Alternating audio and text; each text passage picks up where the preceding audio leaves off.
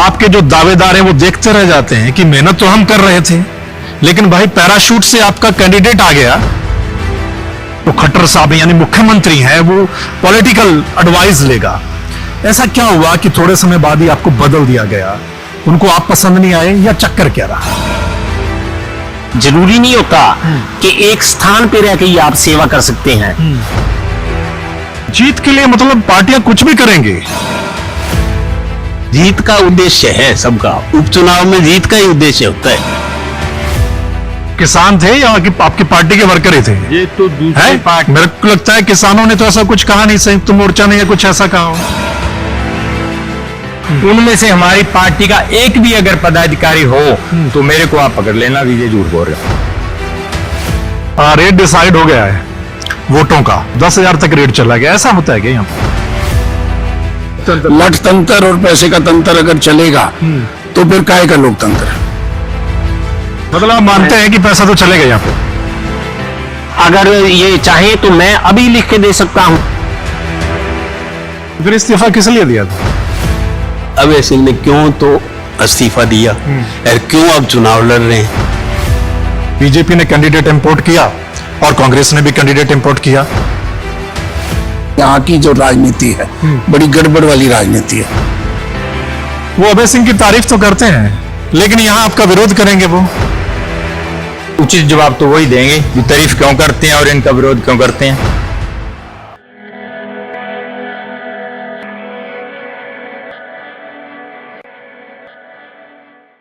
नमस्कार, मैं आपका मित्र सर्वमित्र। मसला है हम सिरसा पहुंच गए हैं। आपको पता है इलाहाबाद में उपचुनाव हो रहा है और आपकी नजरें उसी पे टिकी हैं। पूरे हरियाणा की नजरें उसी पे टिकी हैं कि इलाहाबाद में क्या चल रहा है, इलाहाबाद में कौन जीतेगा, क्या चल रहा है वहां पर। इसी पर बात करेंगे और शुरुआत करेंगे, बहुत अच्छी शुरुआत आज हम इलाहाबाद चुनाव की कर रहे हैं। ये जो चुनावी यात्रा हमारी रहेगी इलाहाबाद में, उसकी इससे बढ़िया शुरुआत नहीं हो सकती।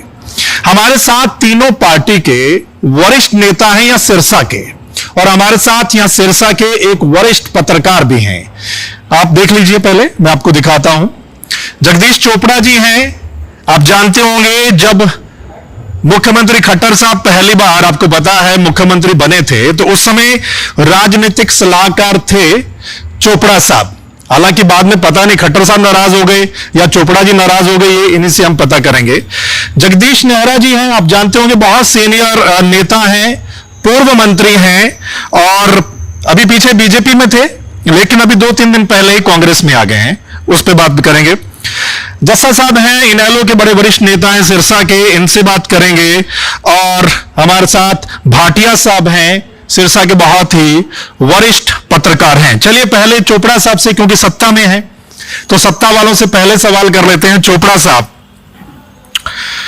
इलाहाबाद में कई सारे आपके दावेदार थे, नाम चल रहा था कि इसको मिलेगी इसको मिलेगी, लेकिन आप 2-3 दिन पहले इंपोर्ट करते हैं, किसी और पार्टी से इंपोर्ट करते हैं और टिकट दे देते हैं।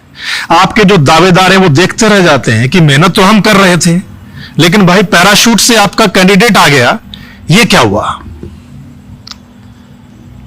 महापुरुषों का कथन है कि जब आप रण क्षेत्र में हैं तो सिर्फ एक ही चीज का महत्व है और वो है विजय।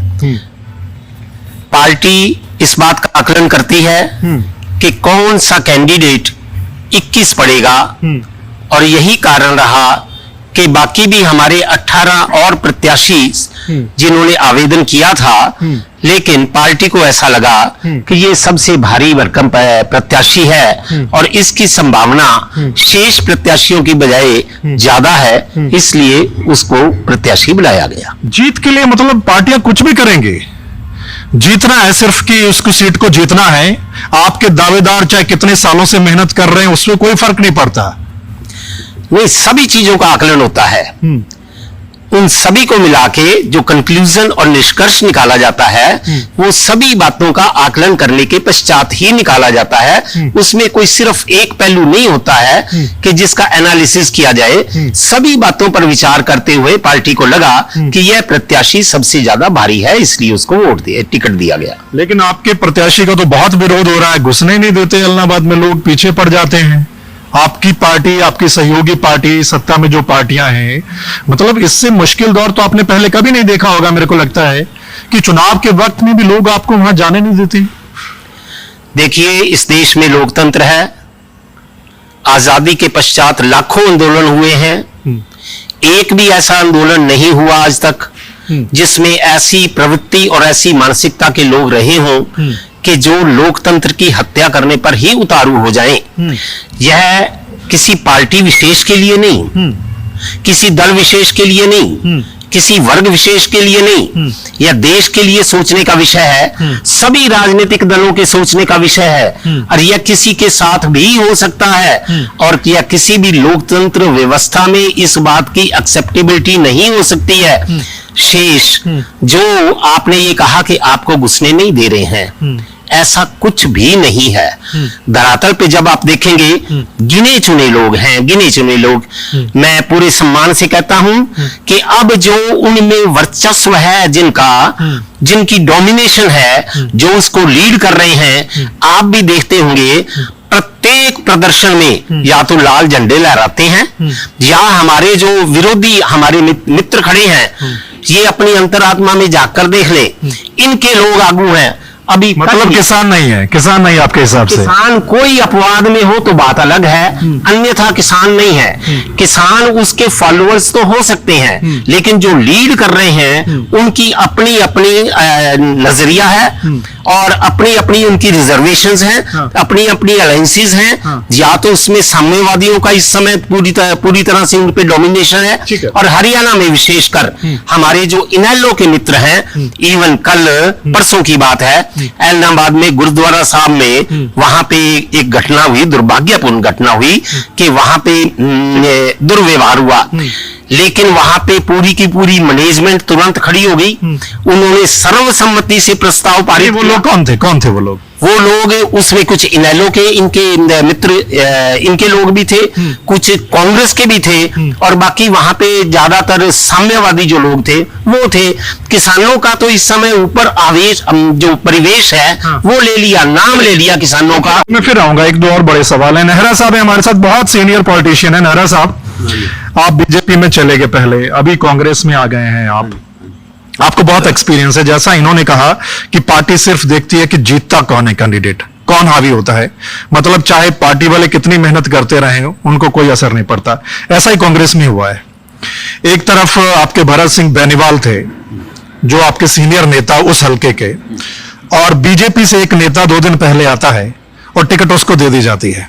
अभी आप कांग्रेस में, इसलिए मैं सवाल कर रहा हूं। तो मतलब बीजेपी और कांग्रेस में कोई फर्क नहीं है ना, कि अपने नेता जो हैं, जो दावेदार थे, बड़े मेहनत कर रहे थे, आपने उनको एक साइड में लगा दिया और एक बाहर से नेता बुलाया और उसको टिकट दे दी। देखिए, उपचुनाव है, उपचुनाव में मेन मुद्दा जीत का है। कौन सा कैंडिडेट ऐसा है जो काफी जोरदार है, तो उसको देते हैं टिकट। तो इस हिसाब से उनको दे दी टिकट। अगर मान लीजिए आप मेहनत कर रहे हैं किसी हल्के में, बहुत पुराने आप नेता हैं, और अगर आपको छोड़कर किसी और को टिकट दे दी जाए तो फिर क्या होगा? महसूस तो होता है, जैसे भरत सिंह को हो रहा है महसूस। लेकिन भरत सिंह की एक बात तो अच्छाई है कि 4 बार उनको इग्नोर किया गया, लेकिन फिर भी भरत सिंह कांग्रेस में था, और कांग्रेस में है, और हम कोशिश कर रहे हैं भी वो साथ आ जाए। तो जीत का उद्देश्य है सबका, उपचुनाव में जीत का ही उद्देश्य होता है। भरत सिंह अगर ना माना, आपके साथ नहीं आया, तो आपको नहीं लगता कि कांग्रेस को बहुत बड़ा नुकसान है इलाहाबाद में होने वाला? आप महसूस करते हैं महसूस तो, लेकिन अब कोशिश तो है भाई वो मान जाएंगे। तो अब ना माने तो वो तो अलग बात है, लेकिन हमारी उम्मीद है कि वो मान जाएंगे। हाँ। चलो पता चलेगा, उन्होंने शायद 14 तारीख को फैसला कुछ लेना है, पता चलेगा। आप रहिए, मैं आपके पास फिर आऊंगा। जस्सा साहब हैं इनेलो के यहाँ सीनियर नेता हैं सिरसा से। जस्सा साहब, अभय सिंह दोबारा फिर चुनावी मैदान में है। अभय सिंह कुछ समय पहले इस्तीफा देते हैं किसानों के समर्थन में कि 3 कानून कानून वापस नहीं हो रहे हैं, इसलिए मैं समर्थन देता हूं। अब चर्चा ये भी है, चर्चा इलाहाबाद में है और चर्चा इलाहाबाद के बाहर हरियाणा में भी है कि भाई अभय सिंह ने इस्तीफा दिया था कि ये काले कानून जब तक वापस नहीं होंगे तो मैं छोड़ देता हूं, नहीं आऊंगा। तो अब दोबारा अभय सिंह क्यों मैदान में है? क्यों एक चुनाव थोप दिया गया इलाहाबाद की जनता पर? जहां तक आप कह रहे हो कि इस्तीफे की बात हुई, अभय सिंह चौटाला जी ने इस्तीफा दिया कि जब तक तीनों कानून वापस नहीं होंगे तब तक मैं चुनाव नहीं लड़ूंगा। हाँ। जो चौधरी अभय सिंह जी की बात नहीं है, चौधरी देवीलाल ने भी बहुत बार इस्तीफा दिया है और दूसरी बार चुनाव लड़ा भी है उन्होंने। एक विरोध स्वरूप जो इस्तीफा दिया है चौधरी देवीलाल ने। और अभय सिंह की जहां तक बात आप कह रहे हो कि जे किसानों के कहने पे उन्होंने इस्तीफा दिया था, और पिछले दिनों में जो नाथुसरी चोपटा है जो इलाहाबाद का कस्बा है, वहां पे महापंचायत हुई थी और किसानों की डिमांड पे ही उन्होंने चुनाव लड़ने की घोषणा की। वो किसान थे या आपकी पार्टी के वर्कर ही थे? ये तो दूसरी पार्टी, मेरे को लगता है किसानों ने तो ऐसा कुछ कहा नहीं, संयुक्त मोर्चा ने या कुछ ऐसा कहा हो। ये तो दूसरी पार्टियों का मतलब है। जैसे चोपड़ा जी कह रहे थे ना, हाँ। भी जो विरोध कर रहे हैं हमारे उम्मीदवार का, वो किसान नहीं है। इनको पूछता हूं मैं आपके माध्यम से, जो लाखों लोग बैठे हैं दिल्ली में सड़कों के ऊपर, यूपी में बैठे हैं, तो वो सारे लोकदल के हैं, या अकाली दल के हैं, या किसी और पार्टी के हैं, वो किसान हैं। ये तो उनका दुष्प्रचार है। जहां तक उम्मीदवार की बात है, इन्होंने कही भी उम्मीदवार, आपने इनसे पूछा कि आपके पास कैंडिडेट नहीं था और हायर किया दोनों नेशनल पार्टियों ने, और इनके पास वाकई कैंडिडेट नहीं था, और 2 दिन पहले वो बीजेपी ज्वाइन करते हैं और तीसरे दिन उनको टिकट दे देते हैं। और जहां तक 2019 की बात है, जब जहां से गोपाल कांडा जी इलेक्ट हुए हैं इंडिपेंडेंट, तो तब जब समर्थन की इन्होंने घोषणा की कि मैं भाजपा को समर्थन देता हूं, तो यही लोग बीजेपी वाले चिल्ला चिल्ला के कह रहे थे कि ऐसी छवि वाले आदमी का हम सपोर्ट नहीं लेते।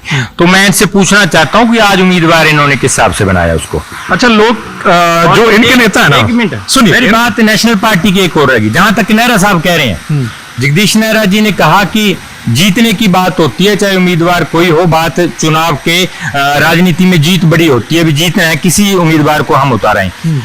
तो मैं नेहरा साहब को पूछना चाहता हूं कि जब 2014 के अंदर इनकी टिकट काट दी थी रानिया से, इन्होंने ही इस विरोध के मारे भाजपा ज्वाइन करी थी। अब जिसकी टिकट काटी है वो क्यों नहीं छोड़ेगा कांग्रेस? अच्छा, जो बीजेपी का कैंडिडेट है वो आपके नेताओं का सीधा सीधा नाम लेता है कि भाई ये विरोध करवा रहे हैं, ये किसान नहीं है, ये नेहलू वाले लोग हैं जो विरोध कर रहे हैं। आप ऐसे करो, मेरे साथ आज भी मैं इलाहाबाद में था, सारा दिन 4 दिन से उधर ही हूँ। मैं सारे गांव जो हैं 85 के 85 मेरे टिप्स पे है। तो किसानों के जो झंडे उठा के जो विरोध कर रहे हैं, उनमें से हमारी पार्टी का एक भी अगर पदाधिकारी हो तो मेरे को आप पकड़ लेना, विजय झूठ बोल रहे हो। चलिए, मैं फिर आऊंगा। भाटिया साहब हैं। भाटिया साहब, अभी काफी दिन पड़े हैं चुनाव को। अभी शुरुआत में आपको क्या लग रहा है कि जो कांग्रेस के कैंडिडेट आ गए, बीजेपी के आ गए, अभय सिंह चौटाला वहां पर हैं, विरोध हो रहा है उनके कैंडिडेट का, सत्ता में जो पार्टियां बैठी हैं उनके कैंडिडेट का, अभी शुरुआत में आपको क्या लग रहा है इलाहाबाद के बारे में? ऐसा मुझे ये लगता है, ये जो अगला हफ्ता है, हाँ। 1 सप्ताह बाद इस जो चुनाव का जो सिनेरियो है ना, वो चेंज होगा। ओके। क्योंकि कांग्रेस ने आज कैंपेन चालू की है। हाँ। अभय सिंह चौटाला ने जब किसानों के नाम पे त्याग पत्र दिया था, तो ऐसा लगता था कि वो 25,000 वोटों से जीत रहे हैं। लेकिन इलेक्शन होता है। हाँ। और ये जो दाव चाहे तो भारतीय जनता पार्टी ने खोला है, गैर जाट का है, उसके बाद पैसे का है। अब क्या इन्होंने क्यों उसको टिकट दी है गोविंद कांडा को, ये तो वो ही जवाब देंगे। लेकिन ये जो दाव है, ये विरोध है उसका, किसान कुछ जगह पे विरोध भी कर रहे हैं, लेकिन ये भी आरोप है भी इनेलो के वर्कर विरोध करवा रहे हैं। और वो पंजाबी जो बेल्ट है, एक इलाहाबाद के साथ लगती बेल्ट है, वहां विरोध है। बागड़ी बेल्ट में उतना विरोध नहीं है। लेकिन अभी गुरनाम सिंह चुडूनी ने भी कहा है और किसान नेता ने भी कहा है, तो ये ऐसा ना करें, हमारी बदनामी होती है। तो मुझे ये लगता है 1 हफ्ते बाद ये जो इलेक्शन है वो स्मूथ हो जाएगा, बदलेगा।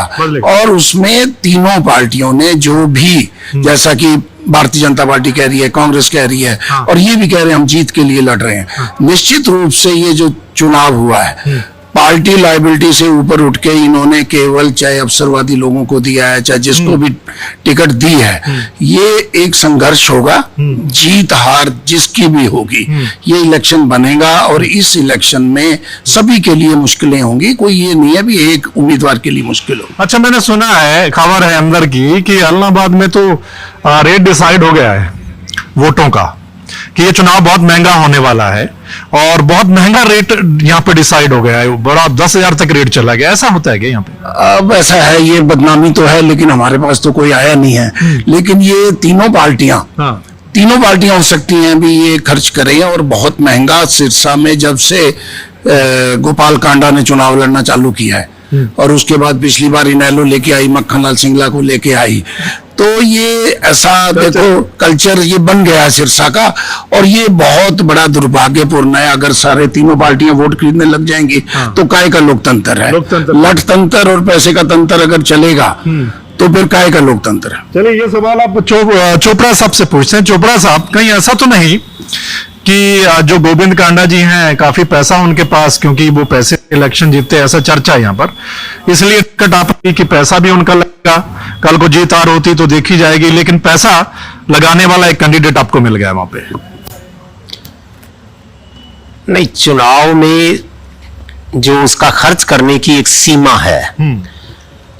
मैं किसी पार्टी की बात नहीं करता, मैं किसी कैंडिडेट की बात नहीं करता। जो आरोप जैसे भाटिया जी ने लगाए हैं, चुनाव आयोग, क्योंकि इसमें सरकार की भूमिका नहीं होती है चुनाव में, चुनाव आयोग को इसमें बहुत सख्ती करनी चाहिए।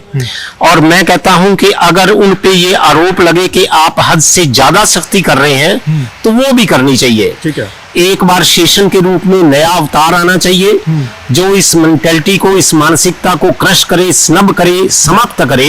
यह देश हित में है, किसी कैंडिडेट या व्यक्ति या पार्टी की बात नहीं है। यह लोकतंत्र के लिए बहुत बड़ी चुनौती है, और मैं तो आग्रह करूंगा चुनाव आयोग से कि वो इसमें बिल्कुल सामने आए, एक ऐसी व्यवस्था बनाए कि एक आम आदमी भी, साधारण नागरिक भी, ईमानदार आदमी भी इसमें चुनाव क्षेत्र में आ सके कल को। मतलब आप मानते हैं कि पैसा तो चलेगा यहाँ पे? मैं ना हाँ कह रहा हूं ना कह रहा हूं, मैं इसमें नहीं कंट्रोवर्सी में नहीं जाता। मैं तो एक नीतिगत बात कर रहा हूं कि ये देश के सामने चुनौती है, किसी व्यक्ति की बात नहीं, किसी दल की बात नहीं। और इलेक्शन कमीशन को इसमें इतना स्ट्रांग होके आना चाहिए, और उसको आना ही चाहिए। मेरे मित्र खड़े हैं, ये नेहरा साहब भी खड़े हैं और जस्सा जी भी खड़े हैं। अगर ये चाहे तो मैं अभी लिख के दे सकता हूं, मैं एप्लीकेशन लिखता हूं बीजेपी की तरफ से, आप भी अपनी अपनी लिखें और फ्री हैंड दे चुनाव कमीशन को कि यहां पे आके सभी को इस बात को इंश्योर करें कि ऐसी जो मैल प्रैक्टिस है बिल्कुल नहीं चलेगी। अच्छा, मैं आपको बता दूं, जैसा ये सभी मित्र हैं, चोपड़ा साहब हो गए, जस्सा जी हो गए, नेहरा साहब हो गए, भाटिया साहब, ये सभी मित्र हैं आपस में, अलग अलग पार्टियों में बेशक हैं, लेकिन सभी मित्र हैं। शाम को इकट्ठे बैठते हैं, खाते पीते हैं, और अगले दिन जब प्रचार के लिए निकलेंगे तो फिर एक दूसरे के बारे में बोलेंगे, एक दूसरे के खिलाफ भी बोलेंगे। ये राजनीति है सिरसा की। अच्छा, नहीं, एक बार और आ जाता हूं। चोपड़ा साहब, खट्टर साहब ने आपको राजनीतिक सलाहकार बनाया, बहुत बड़ी पोस्ट होती है कि जो खट्टर साहब यानी मुख्यमंत्री हैं वो पॉलिटिकल एडवाइस लेगा। ऐसा क्या हुआ कि थोड़े समय बाद ही आपको बदल दिया गया? उनको आप पसंद नहीं आए या चक्कर क्या रहा? देखो, वर्तन प्रकृति का नियम है। कोई भी एक कितना भी बड़ा क्यों ना हो, वो हमेशा के लिए किसी एक स्थान पे नहीं होता। मुख्यमंत्री मनोहर लाल जी जग जाहिर है, हरियाणा का प्रत्येक बच्चा कहता है कि वो ईमानदार आदमी हैं, और उनकी ईमानदारी में कोई कमी नहीं है। हम दोनों ने जितनी देर रहे, उन्होंने भी भरसक प्रयास किया, मैंने भी भरसक प्रयास किया। उन्होंने अपने तरह से सेवा करने की कोशिश की, मैंने अपनी तरह से कोशिश की। और उसके बाद सेवा के जरूरी नहीं होता कि एक स्थान पे रह के ही आप सेवा कर सकते हैं। आपने कहा कि परिवर्तन प्रकृति का नियम है, यह बात खट्टर साहब पर भी लागू होती है? नहीं, खट्टर साहब निर्वाचित हैं, इसमें बड़ा अंतर है। जनता ने उनको चुना है, उनका धर्म बनता है कि जिस टेन्योर के लिए जनता ने चुना है उस टेन्योर, पूरे टेन्योर को वो उसकी सेवा। पार्टी तो बदल ही सकती है ना, क्योंकि पार्टी तो बदल रही है, कई प्रदेशों में आपने बदल दी है। नहीं, पार्टी ने वो उसकी हर एक की अपनी अपनी डिस्क्रिप्शन है। हाँ। जो राष्ट्रीय नेतृत्व है वो अपने हिसाब से सोचता है, लेकिन मनोहर लाल जी के प्रति हमारे राष्ट्रीय नेतृत्व ने भी, भले ही वो राष्ट्रीय अध्यक्ष हैं या हमारे माननीय प्रधानमंत्री जी हैं या अमित शाह जी हैं, सभी ने उनकी भूरी भूरी प्रशंसा की है और उनके कार्यों को अनुमोदन किया है। चलिए, नेहरा साहब आ गए हैं, इनसे एक बहुत इंपॉर्टेंट सवाल है। नेहरा साहब, पिछली बार जो पवन बेनीवाल को वोट मिले और आपके कैंडिडेट को, कांग्रेस के कैंडिडेट को वोट मिले, वो अगर मिला दिए जाएं तो बहुत ऊपर चले जाते हैं, ठीक है, इनेलो पीछे रह जाएगी।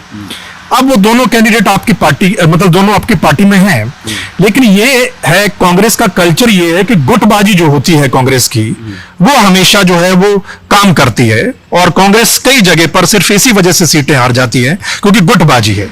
एक गुट हुड्डा साहब का है, एक गुट कुमारी शैलजा जी का है। तो ये गुटबाजी अगर यहां पर भी हो गई तो नेहरा साहब फिर तो बहुत बड़ा घाटा हो जाएगा यहां पर भी।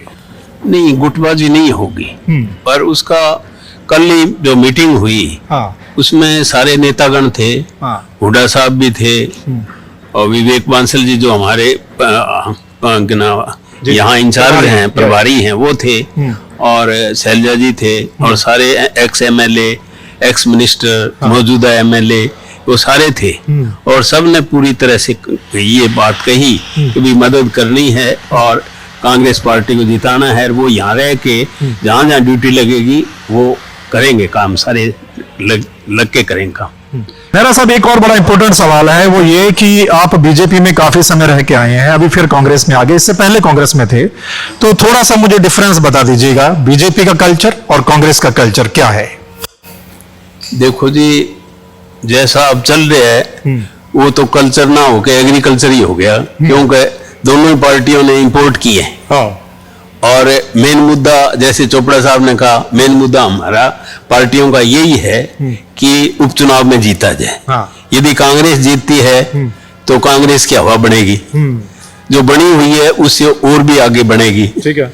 और जो पार्टी हारेगी, मान लिया अभय सिंह हार गए, तो इन्होंने को तो काटा ही लग जाएगा।